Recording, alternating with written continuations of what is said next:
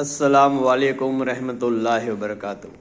میرے بھائی دوستوں بزرگوں عزیز ساتھیوں، اللہ کا بڑا کروڑوں کرم شان ہے کہ اس نے ہمیں ایمان والے کی زندگی دی، ایمان کی، اور ایمان والے کو گھر کے اندر پیدا فرمایا۔ میرے بھائی دوستوں بزرگوں، اللہ نے اپنا کام کیا، اب ہم کو اللہ کا کام کرنے کا ہے۔ اللہ کو تو سب مانتے ہیں، پوری دنیا میں کائنات میں جتنے سب مانتے ہیں، لیکن بعض لوگ ایسے ہیں کہ اللہ کی مانتے ہیں۔ اللہ کو تو مانتے، اللہ کی مانتے ہیں، اور نبی پاک صلی اللہ علیہ وسلم کو بھی سب مانتے ہیں، چاہے کوئی بھی ہو، لیکن ان کی بازی لوگ مانتے ہیں۔ ان کو سب مانتے ہیں لیکن ان کی باز لوگ مانتے ہیں۔ دنیا کے اندر اگر صحیح زندگی گزاری تو آخرت میں آرام ہوگا۔ مومن کی زندگی دنیا میں قید خانہ ہے، آخرت میں من چاہی آخرت میں چلے گی، رب چاہی دنیا میں چلے گی۔ میرے بھائی دوستو عزیز ساتھیوں، اللہ رب العالمین نے کہا کہ تم میں سے ایک جماعت ایسی ہو لوگوں کو بھلائی کی طرف کھینچے۔ تو بعض لوگوں نے ایسا کام کیا کہ اللہ کی مانی اور اپنی زندگی پوری اللہ کے راستے میں کھپا دی، اور بعض لوگ ایسے ہیں کہ آپ صلی اللہ علیہ وسلم نے فرمایا کہ نماز میری آنکھوں کی ٹھنڈک ہے۔ آج ہم دیکھتے بعض لوگ اللہ کے نبی کو خوش کرتے ہیں اور بعض لوگ تکلیف پہنچاتے ہیں۔ کفار مکہ جسمانی تکلیف دیتے تھے، امت مسلمہ روحانی تکلیف پہنچاتی ہے۔ سوچنا چاہیے کہ جب میرے آقا نے کہا نماز میری آنکھوں کی ٹھنڈک ہے تو میں میرے آقا کو مانتا ہوں تو نماز پڑھوں گا، اگر ان کی نہیں مانوں گا تو نماز نہیں پڑھوں گا۔ ان کو تو مانوں گا لیکن ان کی نہیں مانوں گا، نافرمان بنوں گا تو نماز نہیں پڑھوں گا۔ حشر میں کیا حساب کتاب ہوگا، سب سوچ سکتے ہیں۔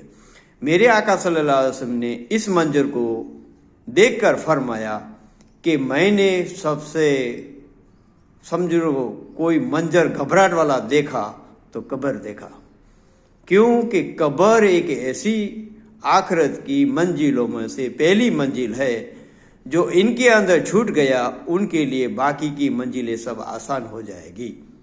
حضرت ابو بکر صدیق رضی اللہ تعالیٰ عنہ جب کبھی قبر پر گزرتے تو اتنا روتے کہ داڑھی میں برکتہ ہو جاتی، آنسو سے بھگ جاتی۔ لوگ کہتے تھے کہ آپ جنت کے جہنم کے تذکرے سے اتنا نہیں روتے جو قبر کو دیکھ کے اتنا روتے ہیں۔ تو فرمایا کہ میرے آقا نے فرمایا قبر یا تو جہنم کا ایک گڑھا ہے یا جنت کا ایک باغ ہے۔ ہمارے آقا نے ہر نماز میں قبر سے عذاب سے پناہ مانگتے تھے اور کاڑے دجال سے پناہ مانگتے تھے۔ وہ کہتے تھے کہ قبر گھبراہٹ والا منظر ہے، اس کے اندر چھوٹنا بہت ضروری ہے۔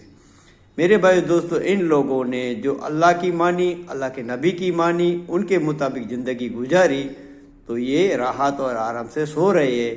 لوگ آج ان کی قبروں پہ بھی جا رہے ہیں۔ ہم دنیا کے اندر اتنے سارے قبرستان میں جا رہے ہیں، لیکن آج کا دور اتنا تذکرہ دنیا کا قبرستان میں بھی پہنچ گیا۔ حالانکہ قبر دیکھ کر ڈرنا چاہیے، رونا چاہیے، آج اس کی باری ہے کل میری باری ہوگی۔ پھر بھی ہم اپنے ایمان کو اتنا کمزور دکھا دیا، اتنا بنا دیا کہ قبرستان کے اندر جا کے بھی قبر ہم کو یاد نہیں آتی ہے۔ تو یہ لوگ ایسے تھے کہ آقا کی بات کو اپنے سنا اور گلے لگا لے، عمل میں لا دیا، تو آج لوگ ان کی عزت کرتے ہیں۔ میرے بھائی دوستو بزرگوں، ہم سوچیں کہ دنیا کے اندر اللہ نے بھیجا ہے تو ہم کچھ کما کر جاوے، خالی ہاتھ نہ جاوے۔ میرے بھائی دوستو بزرگوں، ہمارے آقا کو بھی ماننا ہے، آقا کی بھی ماننا ہے، اللہ کو بھی ماننا ہے، اللہ کی بھی ماننا ہے۔ میرے بھائی دوستو، اللہ سے دعا مانگتا ہوں کہ اللہ تعالیٰ مجھے بھی تو سمجھا دے، پوری امت مسلمان کو تو سمجھا دے۔ میرے بھائی دوستو، اچانک ہمارا جانا ہوگا، کوئی ساتھ نہ دے گا۔ لوگ 2 منٹ کے اندر ہمارا نام چینج کر دیں گے۔ میت کو کب نکالو گے؟ میت کو جلدی نکالو، قبر کا کیا ہوا؟ سب لوگوں کو تیاری میں لگ جائیں گے اور ہم چلاتے رہ جائیں گے، ہائے افسوس، ہائے شرمندگی، ہے مصیبت، ہے پریشانی۔ کوئی ہماری بات نہیں سنے گا۔ کیوں نہیں سنے گا؟ کہ ہماری آواز جو ہے اللہ تعالیٰ اسی وقت پردے میں ڈال دیتے ہیں۔ جب موت آ جائے گی تو ساری آخرت کی منزلیں سامنے آ جائے گی۔ اسی لیے اللہ سے دعا مانگنا چاہیے ہر نماز میں۔ رات کو سونے سے پہلے بھی دعا مانگ کر سونا چاہیے۔ سورۃ التوبہ 2 رکعت نماز پڑھ کے دن میں جو کہا اس کے اندر اللہ سے معافی مانگ کے سونا چاہیے۔ اللہ تعالیٰ مجھے بھی کہنے سے زیادہ عمل کرنے کی طاقت اور قوت عطا فرمائے۔ وآخر دعوانا الحمدللہ رب العالمین۔